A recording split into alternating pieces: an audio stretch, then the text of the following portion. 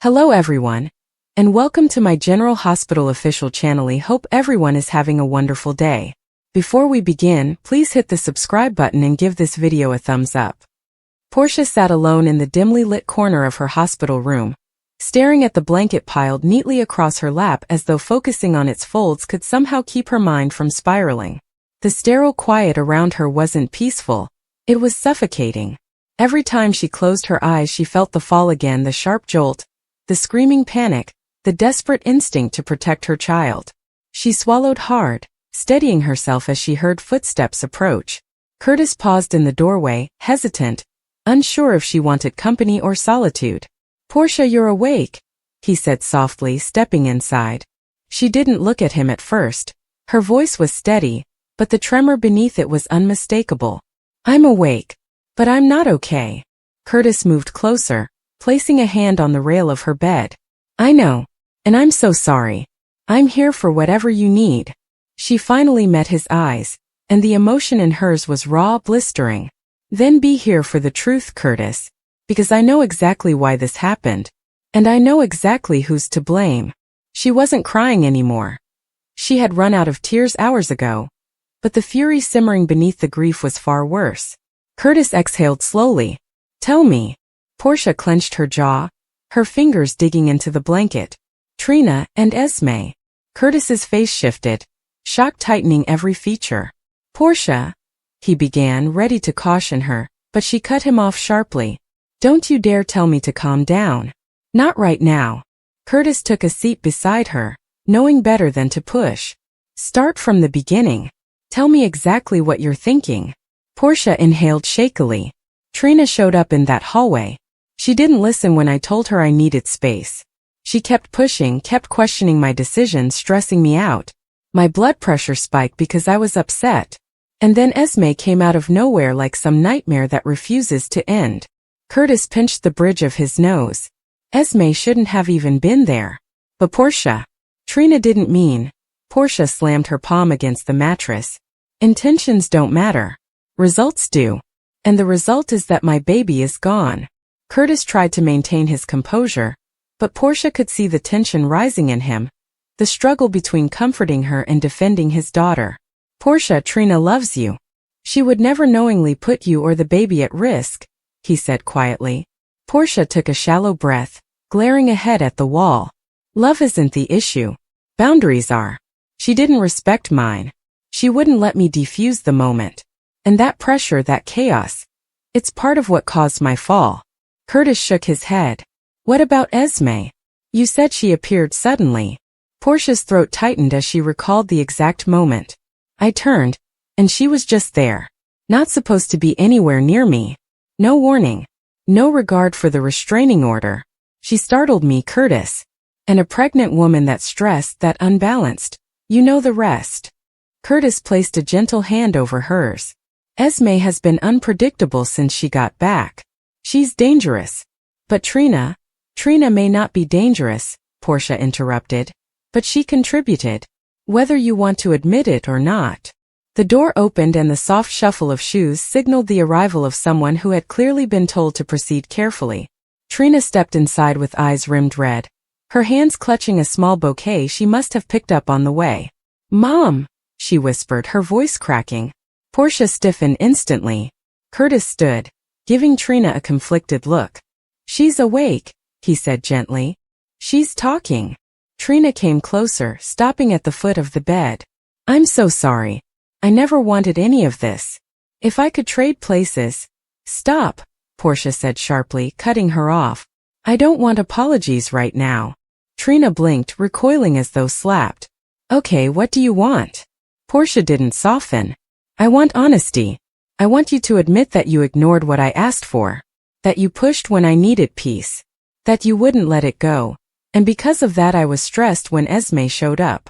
Trina shook her head vigorously, tears spilling. "Mom, no. I was trying to help. You were avoiding the truth and I thought. You thought you knew better than me." Portia snapped. "You thought upsetting a pregnant woman was the solution?" Curtis stepped between them slightly. "Let's take a breath." Trina shook her head, voice rising with desperation.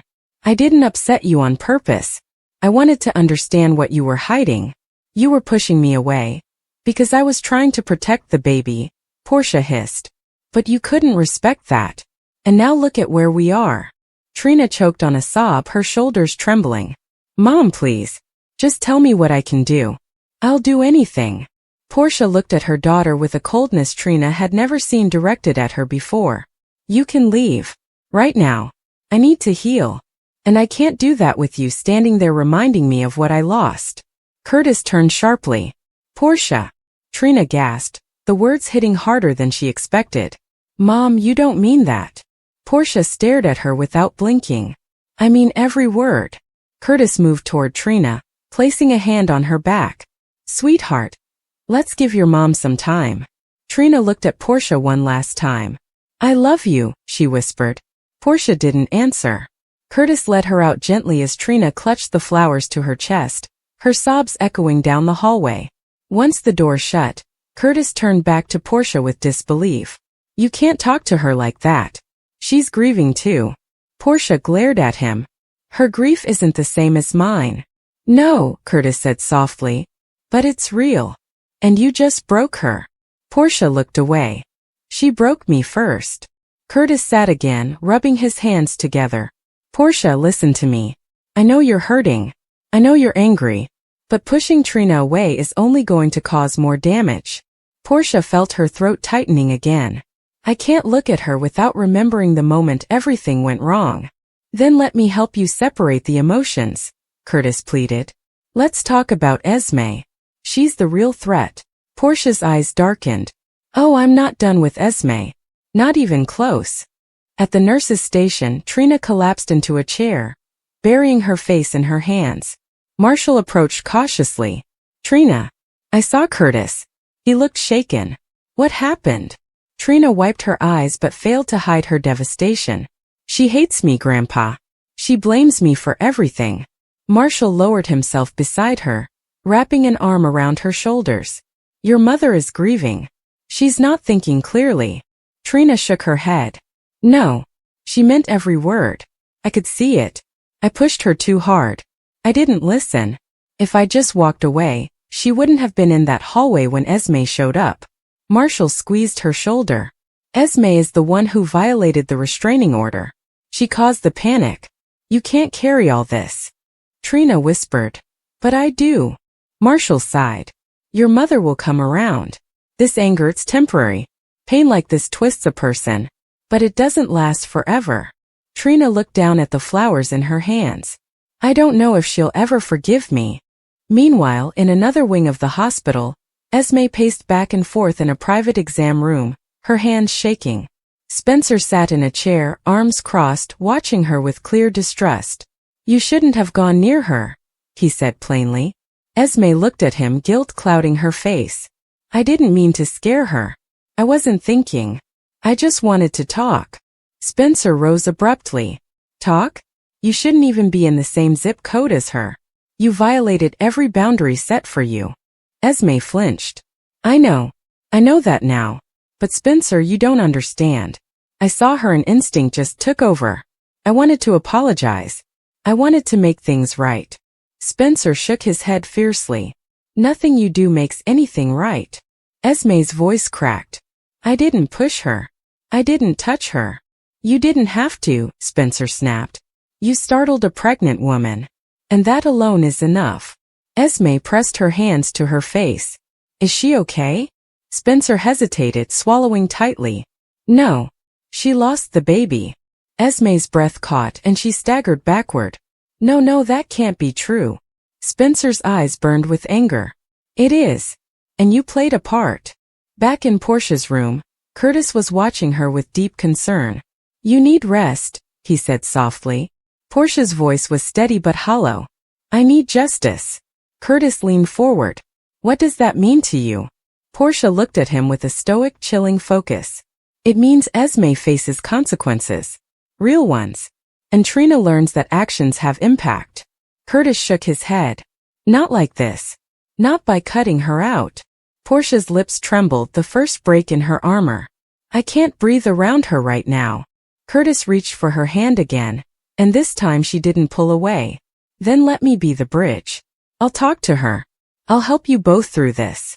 Portia looked exhausted, physically and emotionally drained. Curtis, I don't know who I'm supposed to be after this. He kissed her forehead gently. You're still you. And you're not alone. Hours later, the hallway quieted, and Trina stood outside Portia's door again, her hand hovering over the handle. She wanted to fix things. She wanted to take her mother's pain away. But she wasn't sure she would be welcome. Just as she turned to leave, Curtis stepped out and saw her. Trina, he said softly. I was just going to find you. Trina sniffed. Is she asleep? Curtis nodded. Finally. She needs it. Trina whispered. Does she still hate me? Curtis shook his head firmly. Your mother doesn't hate you. She's hurting. There's a difference. Trina looked unconvinced. She said she can't heal with me around. Curtis exhaled carefully. She said that because in this moment, seeing you makes the loss feel real. But that won't last. Grief is loud, baby. But it quiets eventually. Trina hugged herself. Dad, what if she never forgives me? Curtis pulled her close. Then I'll hold both of you together until she does. Down the hall, Spencer left Esme's room with a look of grim finality, heading straight toward the nurse's station. When he saw Trina, their eyes met, both carrying heavy guilt for entirely different reasons. Spencer slowly approached. Trina, he said cautiously. She wiped her eyes. Now's not a good time. Spencer nodded. I know, but I need to tell you something. Esme, she's terrified. She didn't mean. Trina cut him off. Please don't defend her. Spencer swallowed. I'm not. I'm just telling you she knows what she did. And she's scared out of her mind. Trina's heart hardened. Good. She should be. Spencer sighed. Portia blames both of you. Trina's voice cracked again. I know. Spencer cautiously reached out, touching her arm. You didn't cause this. You were trying to protect your family. Trina shook her head. And failed. Spencer whispered. No. Esme is the problem. Not you. Trina stepped back, shaking her head. Tell that to my mother. Later that night, Portia awoke to the dim blue glow of the room's nighttime lighting. She stared at the ceiling, hearing the echoes of her fall over and over in her mind. She replayed Trina's voice, Esme's face, the sudden terror, the helplessness. Tears slid silently down her temples. She whispered into the empty room. I'm so sorry, baby. And as the quiet pressed in around her again, one thing became devastatingly clear. Portia wasn't done assigning blame, and she wasn't ready to let go. The air in Portia Robinson's office at General Hospital was still, heavy with a silence that seemed to absorb even the distant sounds of the hospital's PA system. The scent of antiseptic was undercut by the faint, floral note of her perfume, a familiar comfort that now felt strangely foreign. Sunlight streamed through the blinds, casting sharp, parallel lines across the floor that resembled the bars of a cage. Portia sat behind her desk, her hands resting on the polished wood, not seeing the neat stacks of patient files or the framed photo of her daughter Trina. Her gaze was turned inward, fixed on a scene of chaos, pain, and ultimate loss that played on an endless, torturous loop in her mind. The physical wounds from her fall were healing, the bruises fading from livid purples and blues into sickly yellows and greens. But the other wound, the one centered in her soul, in the very core of her being where a new life had so briefly flickered, remained raw, open, and agonizingly fresh. It was a void, a silent scream where a heartbeat should have been. And in the quiet solitude of her professional sanctuary, with the door closed against the world, the carefully constructed walls of medical stoicism and maternal strength began to crumble. The grief, no longer a tide she could hold back, surged forward, and with it came a corrosive, clarifying fury. Her loss, the loss of their baby, was not a random tragedy. It was not a simple accident of fate. In her heart, a verdict had been reached. The fall that stole her child's future had not been her own misstep. The culprits had names, faces, and histories tangled deeply with her own. The blame settled on two people with the weight of an iron judgment. Her husband, Curtis Ashford, and his ex-wife, Stella Henry. The first culprit, in the dark theater of Portia's grieving mind, was Curtis. Her husband, the man who had vowed to cherish and protect her. To understand the depth of her blame, one must rewind the tape of their recent history. A tape spooled with tension, secrecy, and profound emotional neglect. Curtis had been a fortress of a man, strong, dependable, the anchor of their family. But that fortress had developed cracks, and then fissures long before Portia's physical fall. It began with the shooting. Curtis, caught in the crossfire of a violence that was both professional and deeply personal, was left paralyzed. The vibrant, physical man, a former private investigator and nightclub owner who moved with a confident grace, was confined to a wheelchair. The psychological impact was a tsunami that drowned not only Curtis but everyone in its reach. Portia, as his wife and a doctor, threw herself into two roles: devoted spouse and relentless medical advocate. She researched treatments, therapies, anything that could offer a shred of hope. She became his cheerleader, his nurse, his unwavering support system, often setting aside her own exhaustion, her own fears to be his pillar. But Curtis retreated into a cavern of bitterness and isolation. He pushed her away, not with words but with a chilling emotional distance. The man she married seemed to vanish, replaced by a stranger shrouded in anger and self-pity. Their partnership, once a balance of equals, became a dynamic of caregiver and patient. Intimacy died, not just the physical kind, but the intimate sharing of burdens, dreams, and quiet moments. Portia carried the weight of the household, her demanding career, Trina's well-being, and Curtis's despair, all on her own shoulders. She was drowning in silent responsibility, and the man who should have been her lifeboat was adrift in his own storm. Then came the secret, the monumental, life-altering secret that Portia had kept for decades, that Curtis was Trina's biological father. When that truth exploded into the open, it was both a liberation and a new source of devastation. While it ultimately brought Curtis and Trina a beautiful connection, for Portia and Curtis's marriage, it became another boulder of resentment. Curtis felt betrayed, the lie a fundamental breach of trust. Portia felt justified, her decision forged in the complicated crucible of her past. They navigated a fragile reconciliation, but the foundation was forever marred. Trust, once shattered, is repaired with visible seams. In the weeks leading to her pregnancy and subsequent fall, these seams were pulling apart. Curtis's focus had shifted dramatically. Consumed by his new business venture, the Aurora media empire, and increasingly, by the labyrinthine drama surrounding his ex-wife, Stella, and her family, Curtis's attention was a scarce commodity. Portia often felt like an afterthought in her own marriage. Promises were broken. Conversations were cut short. He was physically present but mentally miles away, solving other people's crises while his own wife was quietly crumbling under the strain of a high-pressure career, a complex family dynamic, and the overwhelming, unspoken loneliness of a partnership that felt hollow. The day of the fall played back in Portia's memory with brutal clarity. She had been tired, a deep, bone-aching fatigue that came from emotional exhaustion as much as physical. She had needed him. She had needed her husband to be present, to see her, to truly see the woman who was struggling to hold everything together. But Curtis was distracted, his mind on a problem at Aurora or some new twist in the saga of Stella's niece, Marshall's legal troubles, or his own father's complicated life. When Portia tried to connect, to voice a concern, to simply share a moment, she was met with a polite but distant ear. He was listening but he wasn't hearing. He was looking but he wasn't seeing. So when she took that step, when her foot slipped on the unseen hazard, a loose rug, a spilled liquid, the exact detail was blurred by trauma, she was already off balance. Not just physically but emotionally, psychologically.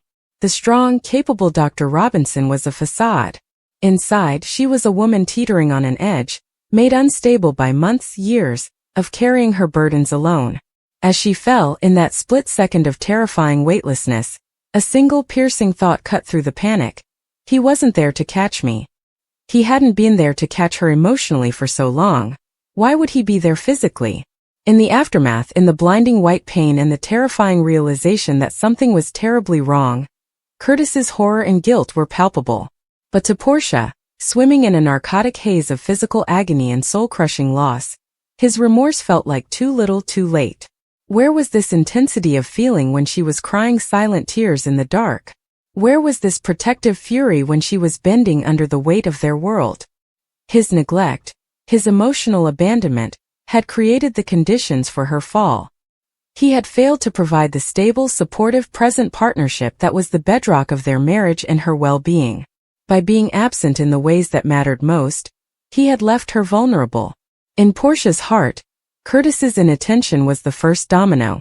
His failure to be her true partner was the primary cause, the foundational failure that set the stage for tragedy. He was the first culprit. But the blame did not rest with Curtis alone. It arrowed next, with a venom that surprised even her, toward Stella Henry. Curtis's ex-wife was not merely a former spouse. She was a force of nature, a permanent, influential fixture in Curtis's life. Stella was family. She was beloved, respected, the matriarch of Curtis's world.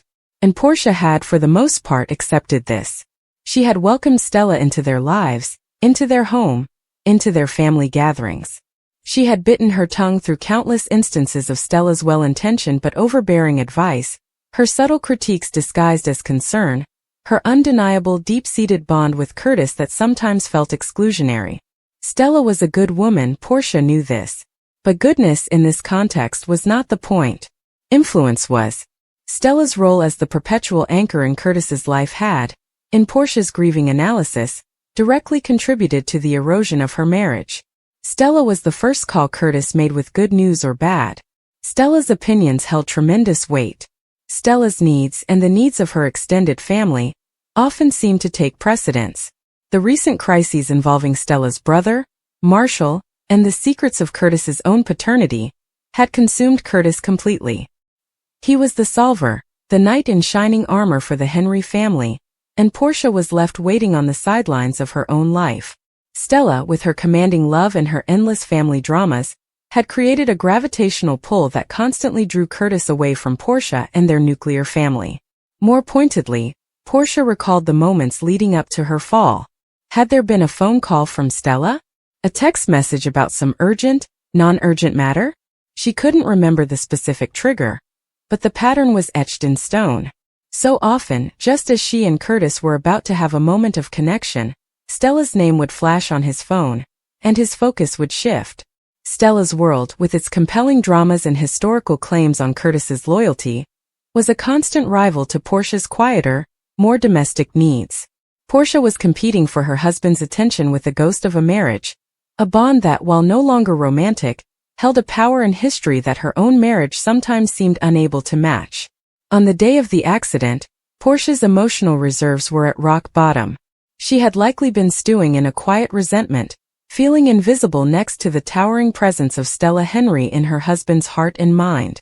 That resentment was a poison, clouding her judgment, draining her focus, making her less careful, less present in her own body. If Stella had not monopolized so much of Curtis's emotional and mental energy, would Curtis have been more attuned to Portia's fragility? Would Portia herself have been calmer, more centered, more stable? The answer, in Portia's grief-stricken calculus, was yes. Stella, with her boundless love and her unshakable place, had inadvertently created a climate of neglect in Portia's marriage. She was the architect of the distractions that pulled Curtis away. She was the keeper of the history that sometimes seemed more vivid to Curtis than his present. She was the living, breathing symbol of the life Curtis had before Portia, a life that continually reached into and disrupted the life he had with Portia. Therefore, Stella's influence was the second domino. Her pervasive presence was the complicating factor, the external stressor that exacerbated Curtis's neglect and magnified Portia's isolation. She was the second culprit. This dual blame is not a rational legal brief. It is the raw, unfiltered narrative of a mother's grief. Grief is not logical. It is a search for reason in the face of unbearable randomness. It needs a target, a cause, someone or something to hold accountable, because the alternative, that a beautiful, innocent life was lost to a meaningless slip, is too horrifying to accept. Portia's mind, to survive the pain, has constructed a story where her baby's death was not in vain, not a casualty of cruel happenstance, but the tragic consequence of specific, personal failures. By blaming Curtis and Stella, she gives her anguish a shape and a direction. It transforms her from a passive victim of tragedy into someone who can point a finger and say, "You. This is because of you." The ramifications of this internal verdict are catastrophic for the web of relationships in Portia's life. Her marriage to Curtis, already hanging by a thread, now faces a force that may sever it completely. How can she share a bed, a home, a life with the man she holds responsible for the death of their child? Every glance from him, full of his own guilt and sorrow, will feel like an accusation to her, or a reminder of his failure. His attempts to comfort her will feel hollow, even insulting. The love that remains will be twisted and choked by the thorny vines of resentment. Intimacy will be unimaginable. Their partnership, built on being a team through Trina's paternity revelation and Curtis's paralysis, may not survive this ultimate test. Curtis will be living with a woman who looks at him and sees the reason their baby is gone. The weight of that will be suffocating. Her relationship with Stella is forever poisoned. The polite distance, the respectful cordiality she maintained for Curtis's sake, is incinerated by the heat of her blame. Every future interaction will be layered with this unspeakable accusation. When Stella offers help, Portia will hear condescension. When Stella expresses sympathy, Portia will hear hypocrisy. The family gatherings, the holidays, the moments that require unity, will become minefields of silent hostility and profound pain. Stella, who likely sees herself as a supportive figure, will be bewildered by the icy, impenetrable wall Portia erects. The truth, if Portia ever voices it, will be a detonation that shatters the entire Henry Ashford Robinson clan. And then there is Trina, the daughter they share. Trina, who is caught in the impossible crossfire. She loves her mother fiercely. She has built a beautiful, healing relationship with her father Curtis. And she adores her Aunt Stella, a constant source of wisdom and love in her life. Trina will be the ultimate collateral damage. She will be forced to navigate a war zone where the three most important adult figures in her life are torn apart by an unbridgeable chasm of grief and blame. She will be asked to choose sides, or worse, feel she must broker a peace that is impossible. Her own grief for the lost sibling will be complicated and burdened by the need to caretake her parents' shattered hearts. Portia's blame may drive a wedge between Trina and Curtis, or between Trina and Stella, forcing her daughter into an agonizing loyalty bind. Portia's professional life at General Hospital will also suffer. Dr. Robinson is known for her compassion, her level head, her brilliance under pressure. But a grief this profound, coupled with a rage this focused, will fracture that professional identity. She may become short with colleagues, detached from patients, making errors in judgment. The hospital, a place of healing, will become a constant reminder of her own loss. As she walks the halls where she was both doctor and patient, where she learned her baby was gone, she may question her own competency, wondering how she can heal others when her own life is in ruins. This blame is also a prison for Portia herself. While it initially provides a structure for her pain, it will quickly become a cage of her own making. Holding on to this much anger is corrosive. It will eat away at her from the inside, leaving no room for the softer, necessary emotions of mourning, the sadness, the longing, the bittersweet remembrance. It will isolate her further as friends and family, unable to accept her harsh indictment of Curtis and Stella, may pull away, leaving her alone with her bitter certainty. Her identity will be reduced to that of a vengeful victim, rather than a grieving mother. The process of healing, which must one day begin, cannot start while she is feeding the flames of blame. She is condemning herself to a perpetual state of wrath, forever tied to the moment of her fall by the chains of accusation. The path forward, when and if Portia can see it, is unimaginably steep. It would require a monumental shift, a willingness to deconstruct the story she has built to survive. It would mean confronting the terrifying randomness of the tragedy. It would require acknowledging that while Curtis's neglect and Stella's influence were real stressors in her life, they were not, in a direct causal sense, responsible for a tragic accident. This is not to minimize her valid feelings of being unsupported, but to separate justifiable marital grievances from an act of catastrophic blame. True healing would involve expressing her profound hurt to Curtis, not as an accusation of murder, but as a raw account of how his absence made her feel unstable and alone. It would require Curtis to listen, truly listen without defensiveness, to understand the role his actions played in creating a climate of despair, even if he didn't cause the physical fall. It would require family therapy, perhaps with Stella included, to painfully unpack the dynamics and allow Portia to voice her feelings of being secondary. It would require forgiveness, not as a pardon for wrongdoing, but as a release of the poison she herself is drinking. It would mean honoring the memory of her lost child, not with a legacy of bitterness and fractured family, but with a hard-won peace. But that path is a distant speck on a far horizon. For now, in the quiet of her office, with the sun casting its prison bar shadows, Portia Robinson is not ready for healing. She is immersed in the dark, nourishing waters of blame. It is her lifeline and her anchor. Curtis, her husband, who failed to be her foundation. Stella, the matriarch, whose shadow loomed too large. These are the two culprits. In her heart, the verdict is final. The fall that took her baby was not an accident. It was a collapse caused by the failures of the two people who should have been holding her up. And as long as she holds on to that truth, she feels she is holding on to a piece of the child she lost, giving that brief, precious life a reason, a purpose, even if that purpose is to forever condemn.